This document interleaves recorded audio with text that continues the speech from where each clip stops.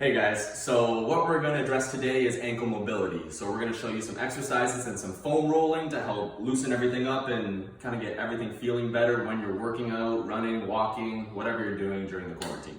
So first we're going to find an elevated surface. These are called ankle cars, so they're controlled articular rotations, cars. But basically it's just a fancy word for range of motion. So we're finding, like I said, elevated surface, extend the leg. First what we're gonna do is just point the toe all the way forward, and then we're gonna kind of move around the globe. So then we're gonna go all the way out as far as we can, back up to the top, so your toes are now pointing to your face, all the way inward as far as we can, and back to your toes pointing forward. And we're gonna continue to do these for about 5-7 rotations, and then do them the opposite way. So this is also a good way to not only loosen up the ankle, but you're gonna feel some stretching and even maybe some cramping in the calf and in your soleus. So it's a really good way to warm up the ankle and the lower extremity before you go ahead and do any type of further exercises. To add to what we just demonstrated with the mobilization exercises, jumping into the foam rolling protocols of all that, I want to specifically roll these little areas, right? So I want to hit tibialis anterior up front. I want to hit the gastric on the back side. Notice I have the 3 different bands because I want to hit outer head, inner head, and kind of right in between to get everything loosened up and try to get deep into that soleus. I also want to try to hit my hamstring. So why the hamstring? The hamstring attaches to this fibular head, which is the bone that is part of your outer ankle, right? So this can also limit some of the range of motion into the ankle joint.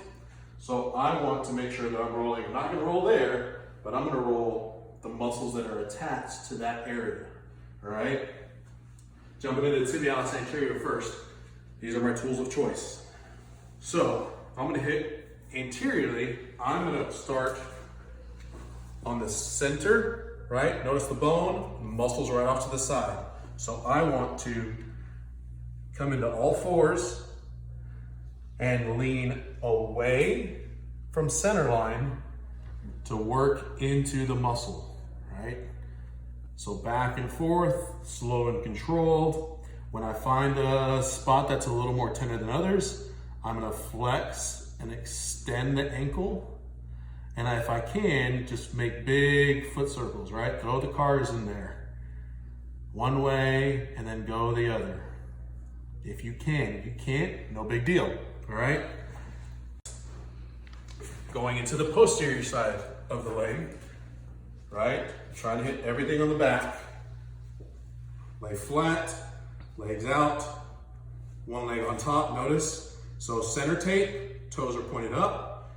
Inner tape, toes are pointed in, and I'm moving the whole hip, not just the foot, okay? And then to hit the outer part of the tape, I'm gonna go leg out, toes out, leg out. I'm not just moving the ankle, I'm moving the whole leg so I can get that outer portion of this gastric, all right? So as I'm rolling through there, other leg on top, bending the knee, slow and controlled. If this isn't enough, that's okay. There are plenty of advancements and ways to make this a little more difficult, to make it feel like you're getting in there more, right? So the protocol here is span, left to right, get some cross friction, some blood flow, bend the knees, nice and easy. And then when I find that sweet spot, I'm going to make some big foot circles. Again, get into the cars, right? And then relax. Toes all the way back, and then let it drop into that position. So toes all the way back, and then drop. That way I get full flexion extension, as well as when I release, I'm fully relaxing this posterior side that I'm trying to roll, so I can get deep into that muscle, okay? So that's the protocol for inner, center, and out. To get that. So now, to get the hamstring that we just talked about, what I wanna do, take the ball, find it, so you can see, literally, you can see that tendon right there. I'm gonna take the ball, place it right on it, and then I'm just gonna apply gentle pressure More pressure, lean into the ball. Less pressure, lean back, okay? So I'm gonna find a zone that I'm comfortable in. I'm gonna find that spot. I'm gonna pendulum the leg, swing it back and forth. Hold, try to pin on the tendon or the muscle, depending on where I'm at. And then I'm going to extend, straighten the leg, and then fully flex. Full extension, toes up, and then full flexion as far as I can go. And do that 4 or 5 times, more if you feel like you need it. Chip away at this, right? It takes a while to regain ankle mobility if you've lost some or just didn't have it to begin with. Be patient and stick to these protocols, and that should help you increase some of that ankle range of motion. Next, what we're gonna do is assisted dorsiflexion. So a lot of runners like myself have very poor dorsiflexion, which is when you're going into your ankle this way. So we're gonna show a couple exercises here to help relieve that and get more motion during that exercise. So first what we're doing, find an elevated surface, flat foot on the table. We want to apply a downward pressure kind of in the crease of the ankle here.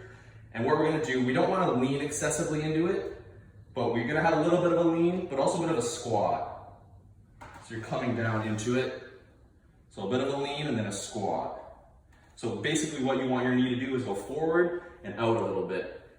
And while applying pressure to the ankle here.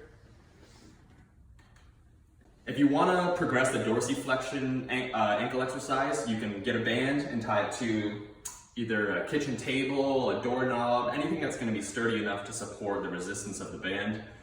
So going back to our original position, we're going to put this around the ankle. Dr. Austin really wanted to challenge me with this, so the band's incredibly tight. So we're going to do, like I said, exact same motion, but now we have added resistance pulling our ankle backwards.